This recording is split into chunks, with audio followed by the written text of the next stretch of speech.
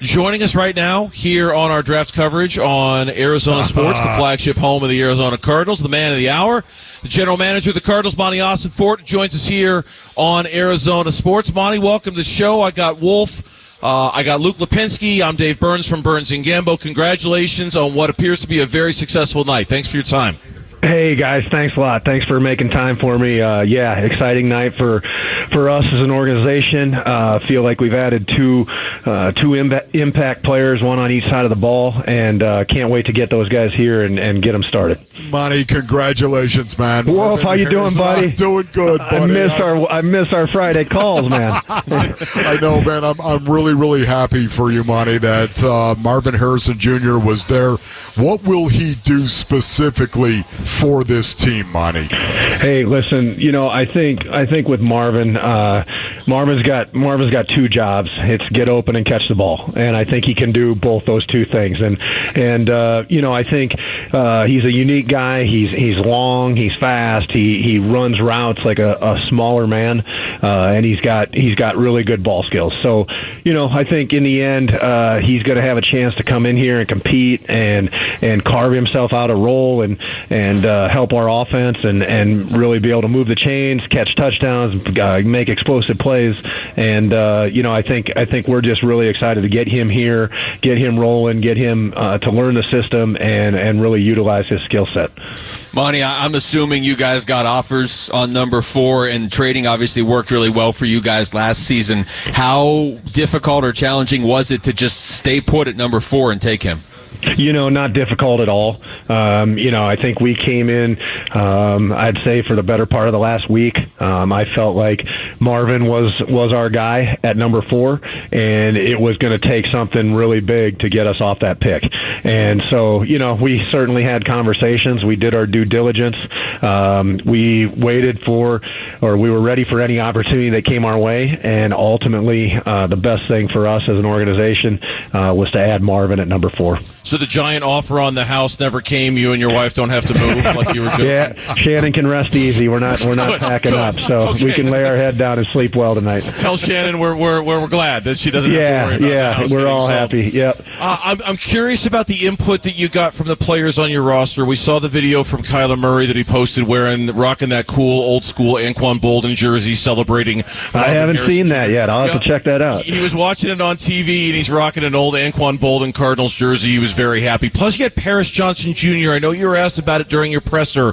What sort of input from one Ohio State Buckeye to another did you get from Paris on Marvin? Yeah, I think ultimately our players, especially our young players who, have been in the same locker room, been on the same field as these guys, we utilize all those players as resources. So we talked to all our players, and obviously they have great insight into what kind of people, what kind of teammates these guys are, these draft prospects. And so, Paris was a great resource for us just to ask about Marv and who he was as a person and as a worker and as a teammate. And Paris gave Marvin, not surprisingly, glowing reviews, and so that was a great resource that Paris was for us there. And there's our other players have also been resources on some players that we might get a chance to add tomorrow.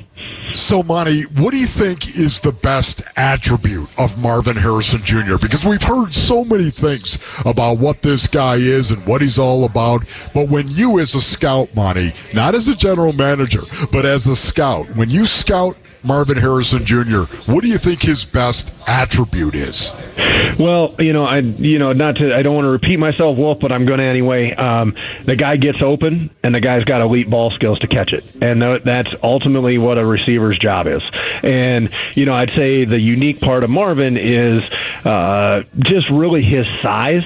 For Marvin to be able to run routes like he does, you would suspect that he was a smaller receiver. Usually, those guys that can run routes and smooth in and out of breaks and be able to drop his weight and get out of get out of his cuts, usually those guys come in smaller packages. And so, Marvin's unique, and he's shown it the last couple of years at Ohio State, and he's been a highly productive receiver at the top level of competition. And we feel like he can continue to produce and be effective at helping us become explosive on offense, and we can't wait to get him out there on the field for us. Monty, I'm assuming you feel pretty good about the offense at this point with what you've been able to do. Not that it's ever a finished product, but I'm just wondering how much getting to see Kyler Murray in this offense for the second half of last season gave you insight as to what you would need and what you have with him, and kind of opened up doors for you in this draft and even beyond this draft. Yeah, no, I think that was a huge part of what we were able to see. Hey, listen, it was a challenge for Kyler last year to come off a major injury like he did, and then to have to adapt to a new offense without having the spring, without having training camp, without having half the season. And so, as he was working back both physically and then mentally, really hit his stride there, especially that last month of the season. So, I think we're really fired up to see him have a full off season of training and not an off season of rehab.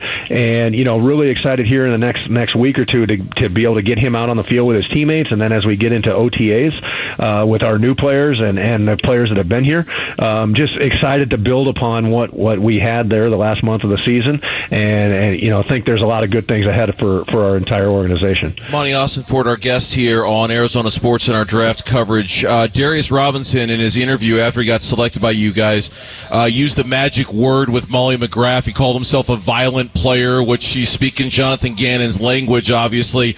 Tell me about kind of what you've added in him and what sort of presence defensively you think he brings to the table.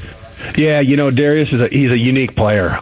He's one thing that'll stand out is just his sheer size and length, and really he has experience. So it's a unique guy in that. Really, last year, the 22 season, he played more interior, and then the 23 season they had him drop some weight and he played on the edge.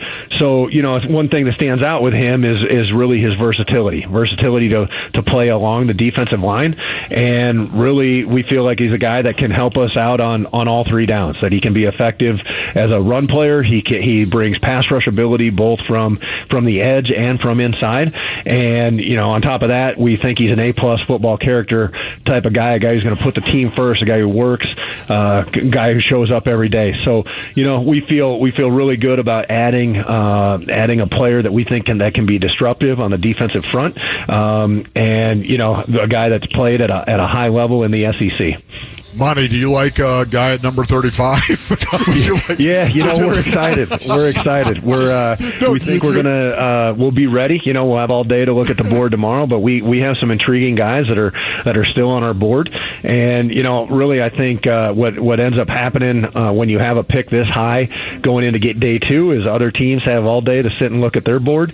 And I'm guessing that our phone is ringing pretty hot and heavy tomorrow as well. For teams looking to come up. So, we'll be ready. I know that we will be ready to take a strong player there at 35, and if a situation shows itself that makes sense for us, benefits the team, we won't hesitate to do that either.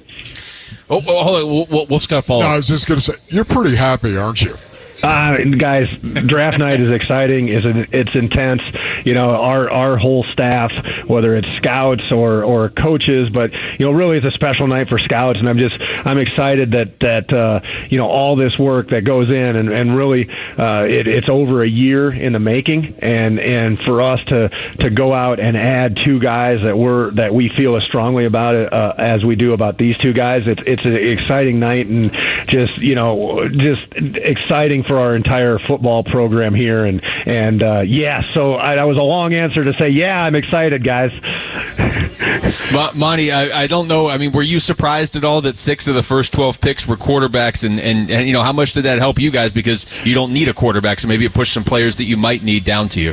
Yeah, certainly, fellas. Yeah, certainly. That was a unique start to the draft. I mean, I think somebody had told me historic with not just the quarterbacks, but with the number of offensive players. And so, really it just starts to be a numbers game. We're counting numbers, and there's guys that we feel that we would be excited to pick at 27, and eventually some of those guys start getting picked. And so, you're counting numbers, and hey, we're 8 picks out and there's 5 guys we like, and hey, we're 4 picks out and there's 3 guys we like, and it really just becomes a numbers game. And in the end, you're holding your breath a little bit that one of them makes it, and we're just fired up that one of them made it to us at 27. Bonnie, congratulations again to you and the organization on the night. Thanks for the fun ride. We enjoyed every minute of it, watching it from afar. Good luck tomorrow and on Saturday as well, okay? Hey, absolutely, guys. Buckle up. Hey, we're still going to get some more players tomorrow, so hang with us. We're fired up. We're excited, guys, so appreciate all your time. Right. Thanks, on, Monty. Monti Ossenfort, general manager of the Arizona Cardinals, kind enough to join us in the moments after the conclusion of the first round of the draft. And that concludes our coverage. Thanks for watching Burns and Gambo. Click to see more from the guys and hit the button in the middle to subscribe so you never miss a video from Arizona sports.